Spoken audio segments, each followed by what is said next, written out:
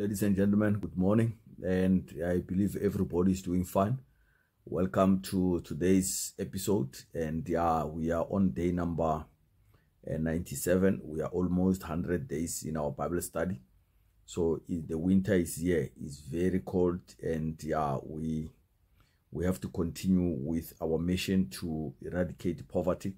So today's title is When Favor Meets a Failure, Leading with Integrity, Repentance, and Restoration. So when we check the description of our video today, or our Bible study, day number 7 remind us that even anointed leaders must guard their hearts. David's victories, compassion, and justice were powerful tools for building God's kingdom, but unchecked desire led to spiritual compromise. Still, through repentance and worship, David reconnected with God's purpose. And this teaches us that we must lead with integrity, our own failures, and own our failures and embrace restoration. And that's how we eradicate poverty, by living rich in justice, relationships, wellness, and spiritual holiness. Let's dive in. This is Naftali Ranto. I'm speaking to you from Bloemfontein. Winter is here. It is very cold. I'm now inside the blanket here. I covered myself because it is very cold. But let's go ahead and unpack today's chapters. We are going to read 5 chapters today. It's a little bit long, but go and read.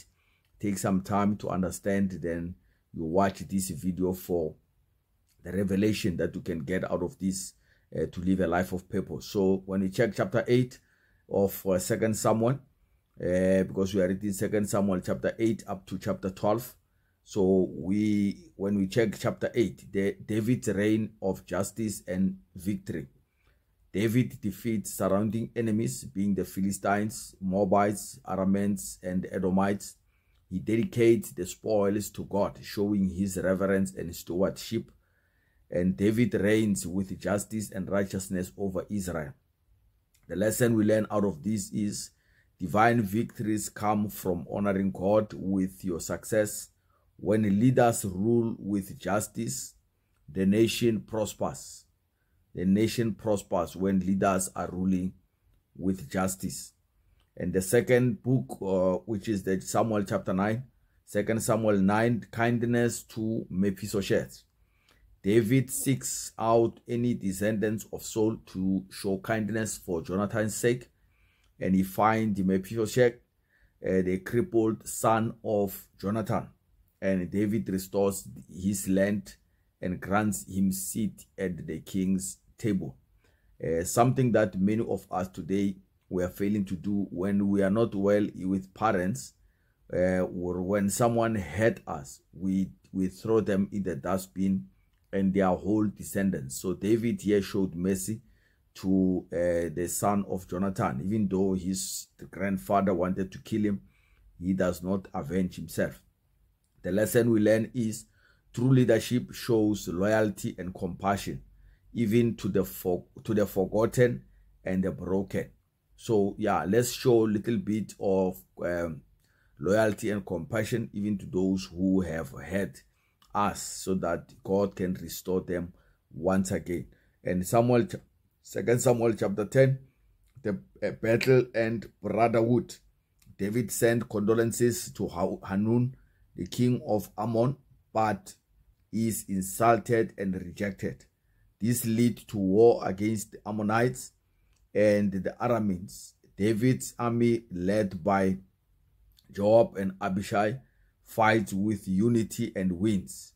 The lesson we learn is misunderstanding. Kindness can provoke conflict, but unity in adversity brings victory. So many times we find ourselves, based on the previous experiences of a certain person, we might be judging instead of accepting whatever a person is trying to do to fix the matter. We still hold on to the previous experiences we had, And by so doing, we create even more problems for ourselves. So let us learn to forgive and let us learn to move on. And when someone comes with a heart that he is now transformed, let's not take him back. Yesterday, I was talking to the guys in prison to say that when you are released here, you might go home. And when you arrive, if your family was not prepared spiritually as well, they might, when you come in, they start hiding things. Hey, put away the phone. He is back in the house. And that might take you back to the memories that you had before you came here, and you might commit another act that will bring you back to this place. So that was the message that I also highlighted to them, to say you need to be delivered, and your family must also forgive, so that when you get back home, they are not going to cause you problems to find yourself committing another mistake once again. So that is what we need to do. When someone has repented, we need not to take them back, but we need to allow them to show what they are made of. And then 2 Samuel chapter 11, David's fall with Bathsheba. During wartime, David stayed behind and commit adultery with Bathsheba. When she became pregnant, David tries to cover it up and arranges Uriah's death, which was the husband. And he succeeds in that. And later on, David marries Bathsheba. But the thing David did displeased the Lord. What he did, it was evil in the sight of the Lord. And the lesson we learn out of that is power without accountability leads to spiritual failure.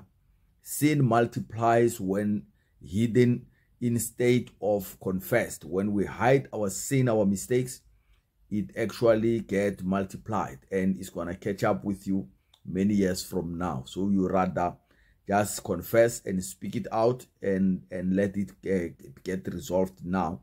The more you'll keep it hidden, it's going to eat you on the inside. So 2 Samuel chapter 12, confrontation and repentance. So the prophet Nathan confronts David through a parable, and David is convicted and says, I have sinned against the Lord. So go and read the parable.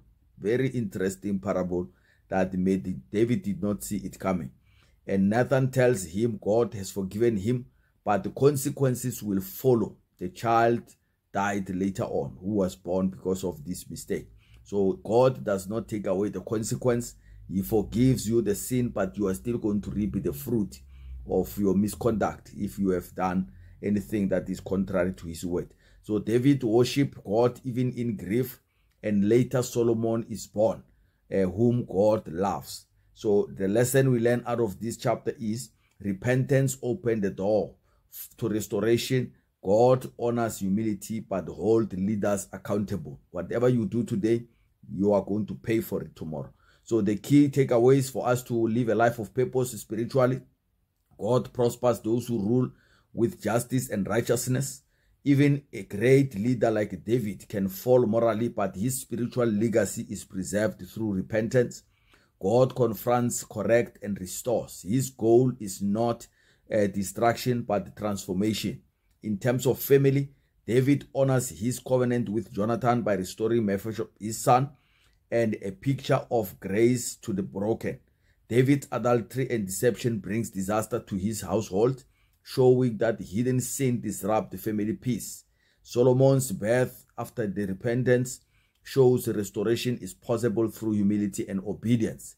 And finally, second, in terms of health, David's spiritual compromise, idleness, lust, and murder leads to internal corruption and loss. Grief over death of his child teaches that the value of emotional and spiritual resilience. Worship in sorrow help us heal and realign our focus on God's mercy. Lastly, in terms of finance, David honors God with the spoils of war, dedicating resources back to the divine purpose. And God blesses David's house despite his failures, showing that financial favor is sustained by integrity and repentance. And the generational wealth through Solomon follows when we realign with God after misstep. So, ladies and gentlemen, it was too long for today. May God bless you. Have a great day until we meet again tomorrow on Monday. Bye-bye.